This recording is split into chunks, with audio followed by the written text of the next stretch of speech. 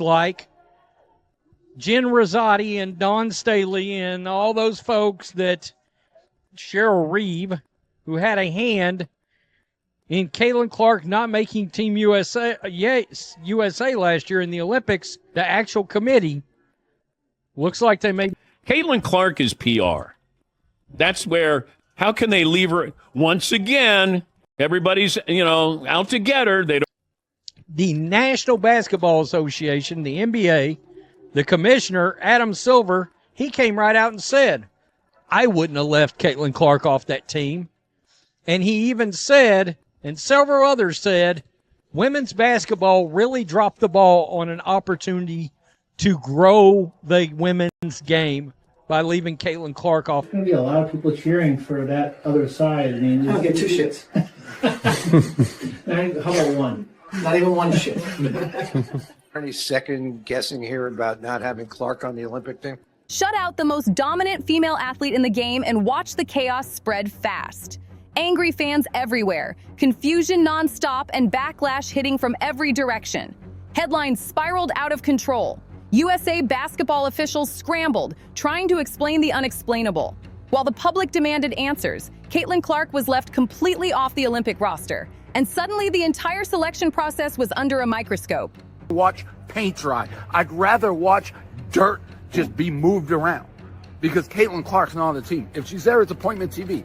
You people, whoever did this, honestly, hey, take your brain, put it in a museum, and study it for how. The fallout was rough. Fans tore into the decision and called it exactly what they thought it was. Now Sue Bird is stepping into a leadership role, and that alone shifted the outlook for Caitlin Clark's road to Los Angeles 2028. One decision created shockwaves nobody expected, especially after Cheryl Reeve butted heads with Olympic leadership and left fans questioning how this ever happened. If you were hoping to see Caitlin Clark dominate on the Olympic stage, you were not alone. Team officials stuck to the same rehearsed line, saying Clark missed the cut for basketball reasons only. That explanation did not land the way they hoped. Chair Jen Rosati kept repeating that experience mattered most. International play, system fit, and nothing else. Popularity and star power were supposedly irrelevant. Fans did not buy it, calling it damage control in real time. The Olympics, a person from either South Korea or Japan, holding up the Caitlin Clark sign. Team USA looked at that gentleman and said, $, $, $. These people over there in Japan, these people over there in South Korea, they're not paying for Team USA to come and watch hoop, but they'll pay for Caitlin Clark. In fact, they are so strong about voicing that they'll pay for Caitlin Clark, they'll come to the Olympic game holding a sign that says, we... The logic felt off. Clark shattered college scoring records, reshaped women's basketball overnight, and already proved herself internationally by winning FIBA U19 World Cup gold twice, including MVP honors. That history was brushed aside. When Clark entered the WNBA, ticket prices exploded everywhere the Indiana Fever played. Her first matchup against the Connecticut Sun pulled numbers that rivaled NBA playoff audiences, changing the business side of the league overnight. That weekend marked a moment nobody believed was possible in WNBA territory. Caitlin Clark's rookie merchandise moved faster than anything the league had ever recorded. Jerseys vanished, gear sold out, and team stores struggled to keep up with demand. During her debut season, Clark went on to shatter 62 different records, locking herself in as one of the most disruptive forces the game had ever seen. This was not a slow rise or a gradual shift. Caitlin Clark flipped global interest in women's basketball almost overnight. Viewership spiked, arenas filled up, and conversations about the league broke into mainstream sports culture. Yet despite all of that, Olympic decision-makers somehow landed on the conclusion that she was not worthy of a roster spot. The pushback came immediately, and it came hard. Basketball analysts across the board questioned the reasoning behind the decision. Stephen A. Smith openly criticized the move, saying it crushed the sport's momentum at the exact moment it should have been accelerating. Four-time Olympic gold medalist Lisa Leslie went even further, calling Clark's exclusion one of the worst promotional missteps basketball had made in years. What made the situation worse was how predictable the reaction was. Anyone paying attention could see this coming. Fans did not just feel disappointed, they felt ignored. The decision sent a message that performance, impact, and influence could still be brushed aside if it did not fit an old-school mindset. At its core, the controversy exposed a system that seemed frozen in time. A decision-making group that appeared unwilling to adapt to how the sport has changed. Committee members acted as if women's basketball was still fighting to be noticed, rather than standing at the center of a cultural surge. What they failed to grasp was what Caitlin Clark truly represented. She was not just another elite scorer or breakout rookie, she was a generational opportunity to elevate the sport on a global scale. Her presence pulled in casual fans who had never watched a WNBA game before. She turned non-believers into viewers and turned empty seats into sold-out arenas. Olympic basketball has always been about more than wins and losses. It is a global stage where new fans are created and legends are introduced to the world. The exposure alone can reshape careers and redefine leagues. That moment is when a sport can expand beyond its usual audience and lock in long-term growth. Instead, the committee chose to leave behind the one player guaranteed to attract those exact viewers. Excluding Clark was not just a basketball decision. It meant passing on momentum, visibility, and cultural relevance. It meant choosing familiarity over evolution. Leaving Caitlin Clark off the roster was not simply about who made the team. It symbolized a missed opportunity to push women's basketball forward when the spotlight was finally wide open. Do the people running this operation actually understand the moment they are standing in? For many fans, this became the breaking point. Proof that women's basketball was being held back by outdated leadership and stubborn thinking. The committee's rigid obsession with rewarding experience over embracing star power did more than draw criticism. It triggered a full-blown public relations disaster. Fan frustration reached levels that could not be contained, and the mistake was too obvious to spin away. Caitlin Clark's exclusion was shocking, but it was not even the deepest issue underneath the surface. Behind the scenes, USA basketball had been cracking for years. Broken selection processes, leadership misfires, and confused priorities were piling up quietly. The Clark situation was not some random slip. It was the predictable result of a system that had been decaying over time and finally collapsed under public scrutiny. As the backlash grew, Cheryl Reeve repeatedly insisted she did not control Caitlin Clark's Olympic fate. She framed herself as a limited participant who was unfairly targeted once the criticism exploded. When USA basketball faced heat, that explanation felt more like deflection than clarity. A committee, Dawn Staley, Jennifer Rizzuti, and all of the hooligans associated in picking the USA basketball team. All of the hooligans, Cheryl Reeves included, so full of themselves, so bound by tribalism that they just couldn't look past their own nose. And at the end of the day, look at them now. Look at them now. The same fate as Cheryl Swoops calling those Dallas Wings games. Tell me when I'm telling. The facts told a very different story. Evidence of Reeves' influence was impossible to ignore. Committee leader Jen Rosati openly acknowledged that the roster construction was built around Reeves' coaching philosophy. That admission alone undercut the idea that Reeve lacked influence. When she suggested otherwise, fans saw it as avoiding accountability rather than telling the full truth. Once questions intensified about why the most electric player in women's basketball was left off the Olympic roster, fingers started pointing in every direction except the obvious one. Yet Reeves' fingerprints were all over the final lineup. Look closely at the selections. Veterans who fit a defense-first, low-risk system dominated the roster. Offensive creativity and scoring punch took a back seat. That conservative approach mirrored Reeves' long-standing philosophy and shaped the team from top to bottom. That mindset nearly cost Team USA everything. The matchup against France exposed how close things really were. What was supposed to be a comfortable win turned into a tense fight. In that moment, many fans could not help but wonder how different the outcome might have looked with a player capable of flipping a game in seconds. The controversy was no longer just about Caitlin Clark. It became a referendum on leadership, accountability, and whether those in charge were prepared to evolve with the sport. Instead, Team USA barely survived with a 67-66 finish. When the game tightened, the roster struggled to create dependable offense. Nearly every time defenses locked in on Aja Wilson or Brianna Stewart, ball movement stalled and clean three-point looks vanished. In those moments, having someone like Caitlin Clark available could have shifted the entire rhythm. About what I will personally label the idiocy of Team USA women's basketball. How dare you make this decision? Too often, the team looked slow and predictable. The spark was missing. Pace dropped, creativity faded, and the kind of innovation Clark brings on a nightly basis simply was not there. Her style forces defenses to stretch, react, and panic. And without that threat, possessions became easier to guard. Clark's response after the Olympic snub became the strongest evidence that the evaluation was flawed. Before being left off the roster, she averaged 15.6 points and 6.3 assists per game. After the exclusion, those numbers surged to nearly 23 points and 9.5 assists per night, a clear shift that demanded attention. That stretch included a jaw-dropping 19-assist performance that reset the WNBA rookie record book. Her rapid growth and immediate impact exposed just how off-base the committee's assessment had been.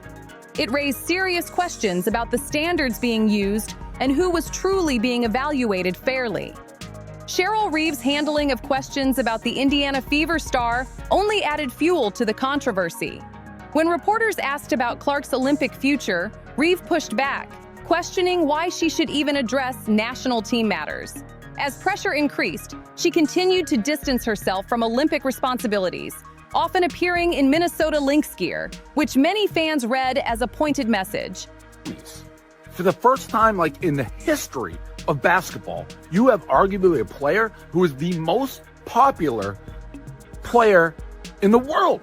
Like, you could argue right now, Caitlin Clark is the most talked about, discussed, most popular, most puts asses in the seats, single basketball player in the world. You could argue that. Yeah, you can say maybe LeBron, Luka, whatever you want, but you can argue it. And you leave her off the Olympics team, it's not only a showcase for her, it's for the sport and the other WNBA players who are on this team. How dumb, how brain dead, how idiotic do the people running this thing? This was not an isolated misstep. It reflected a leadership mindset unwilling to adjust to the modern reality of women's basketball. Team USA did secure gold in the end, but those tight games exposed how close the squad came to failure under rigid systems and inflexible coaching philosophies.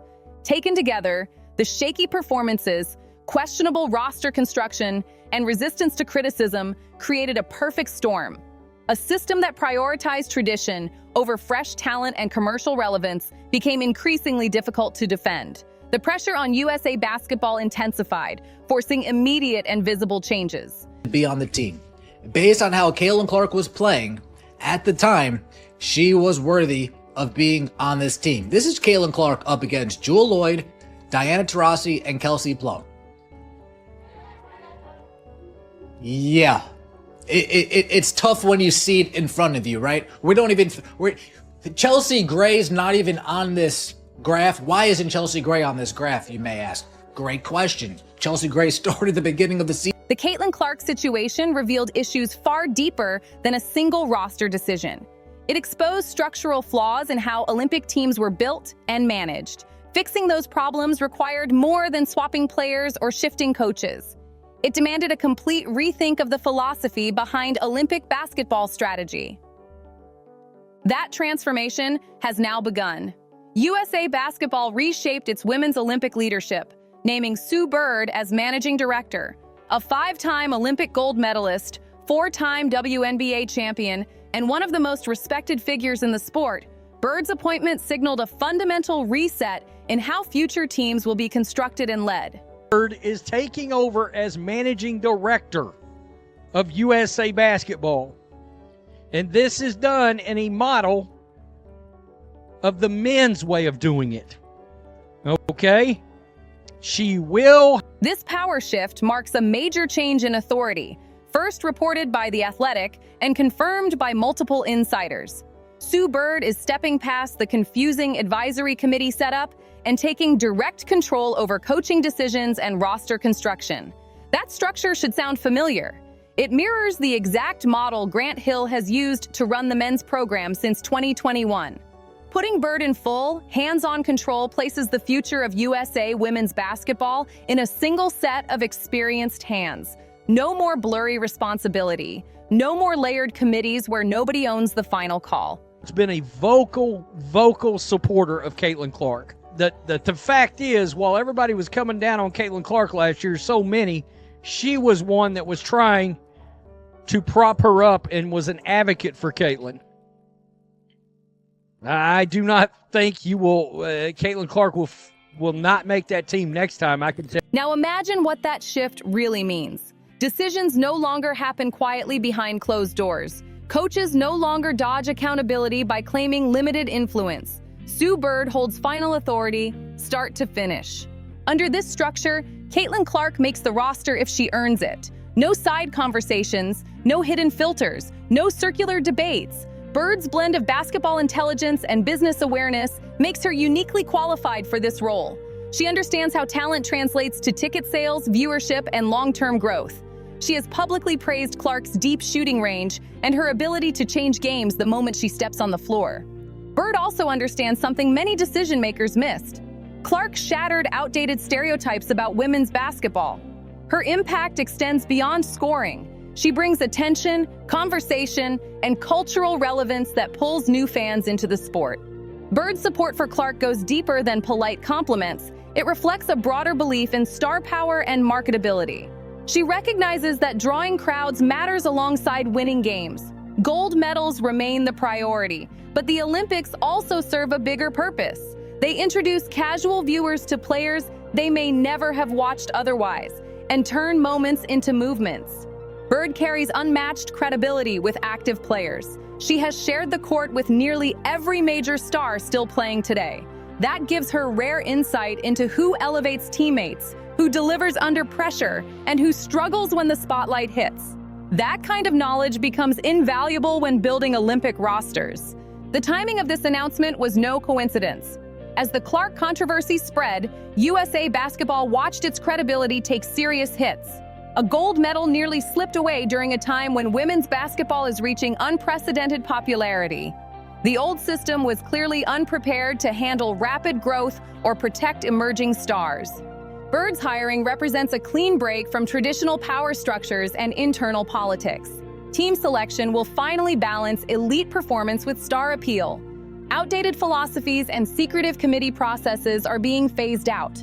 Roster decisions now come from someone who understands both the game and its commercial reality. For Caitlin Clark, this shift changes everything. Her Olympic path suddenly looks real and attainable. The door is open for a future built on performance, impact, and global influence. A new chapter has started, one where modern women's basketball finally gets evaluated on the stage it has already earned. This was never just about one roster spot. What happened with Caitlin Clark exposed a deeper truth about women's basketball at the highest level. Power structures built for a different era finally collided with a sport that has outgrown them. For years, decisions were made quietly, shielded by committees and vague explanations. That approach worked when attention was limited and expectations were low. But the game has changed. The audience has changed. The stakes are higher than ever, and the margin for error is gone. Clark became the flashpoint because she represents everything modern women's basketball has become: skill, range, confidence, visibility, and cultural pull. Leaving her out was not just a basketball call, it was a signal that the system was struggling to keep pace with reality. Now the reset has begun. Sue Bird taking control is not a cosmetic move. It is an acknowledgement that the old way failed under pressure. Accountability now has a name. Decisions now have ownership, and future Olympic rosters will reflect both performance and impact, not politics or comfort. Whether Caitlin Clark ends up wearing Olympic colors or not, the message is clear. The era of hiding behind process is over.